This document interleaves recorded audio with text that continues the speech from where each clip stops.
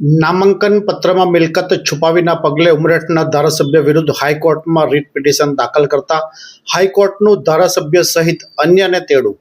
ઉમરેઠના ભાજપના ધારાસભ્ય ગોવિંદભાઈ પરમારનું નિધન થતાં ગત 23 એપ્રિલના રોજ યોજાયેલ વિધાનસભા પેટા ચૂંટણી જંગ પૂર્વે ભાજપના ઉમેદવાર હર્ષદભાઈ પરમારે રજૂ કરેલા નામાંકન પત્રમાં મિલકત છુપાવતા સ્થાનિક નાગરિક દ્વારા ફોર્મ ચકાસણી દરમિયાન રજૂઆત કરવા છતાં તેને અધિકારી દ્વારા અવગણવામાં આવતા હાઈકોર્ટમાં રીટ પિટિશન દાખલ કરતા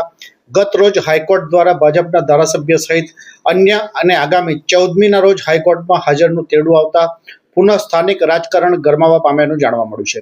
પ્રાપ્ત વિગતો અનુસાર ગત 23 એપ્રિલના રોજ ઉમરેઠના વિધાનસભા પેટા ચૂંટણી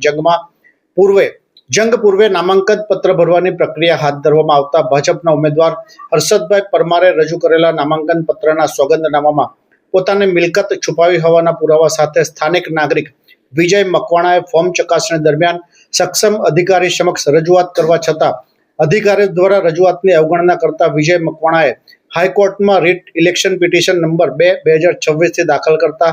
હાઈકોર્ટ દ્વારા section 86(1) representation of the people act 1951ની કલમ 285 અને ગુજરાત હાઈકોર્ટ નિયમ 1993 હેઠળ ધારાસભ્ય હર્ષદ પરમાર સહિત અન્યને આગામી 14મીના હાઈકોર્ટમાં હાજર રહેવાનું તેડું મોકલતા સ્થાનિક રાજકારણમાં ગરમાવો આવ્યા પામ્યાનું જાણવા મળ્યું છે.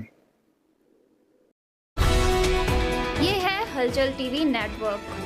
और आप देख रहे हैं हलचल टीवी न्यूज. हर हलचल पर नजर, हर हलचल की खबर.